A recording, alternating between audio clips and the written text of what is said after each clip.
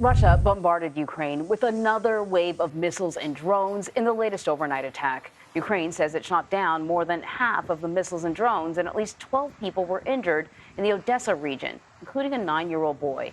So James Waterhouse is with our partners at the BBC, is following all the latest. He's in Kyiv and joining us now. So, James, Odessa is nowhere near the front lines. What can you tell us about this latest attack?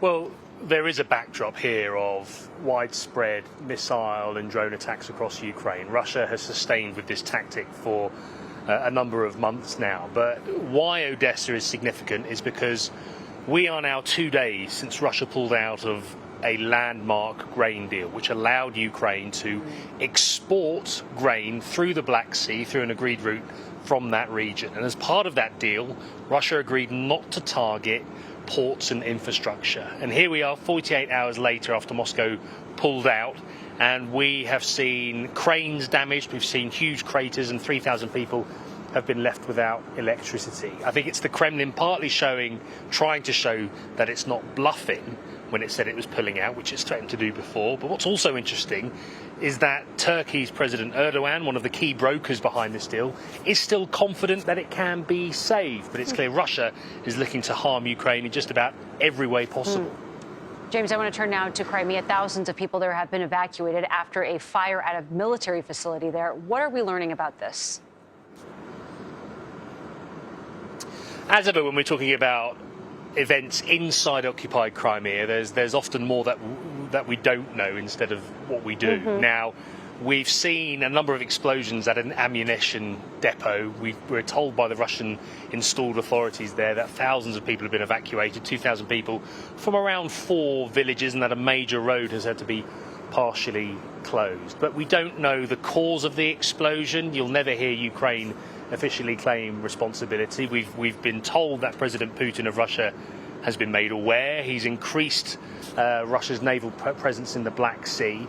But it's never clear whether this is a false justification, a reasoning for Russia to increase military activity, or whether it was a military act by Ukraine. I think what's beyond doubt is that many in Kyiv will take a great deal of delight, because Crimea is somewhere that Moscow's tried to present as a fortress. Now, whenever it comes under attack, like with the major Kerch bridge a few days ago, it undermines the essence of Russia's occupation of so much of Ukrainian territory. The European Parliament's Foreign Affairs Committee is urging the International Criminal Court to issue an arrest warrant for the president of Belarus, Alexander Lukashenko, for the country's role in the Ukraine war. Now, as far as I knew, Belarus wasn't sort of actively participating in the war, though they've been quite welcoming. And, there were these reports of Russia moving nuclear weapons to Belarus. What exactly is the accusation? What is Belarus accused of doing? And is this is this like a real thing or not? Does the ICC actually have any power? Well, the ICC depends on its signatories. Now, Russia and Belarus are not part of the deal, and so are therefore not compelled to respond to arrest warrants. Nevertheless, things can change over time. Regimes can collapse, and when we're talking about Alexander Lukashenko of Belarus, whether we're talking about Vladimir Putin of Russia, we're talking about one-man states. And we've seen, certainly within Russia, the fragility of those states for the first time, really, in decades, where rebellions can happen and figures can fall from power. So this is what the ICC and its allies are wanting to do, to try and apply longer-term political pressure.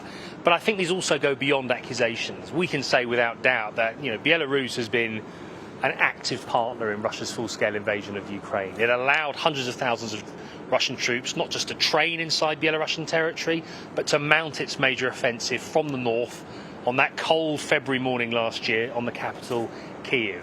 It was those soldiers that travelled south, and it was those soldiers that committed war crimes when their advances were frustrated. You've mentioned there Lukashenko allowing Russia to station its nuclear weapons in the country.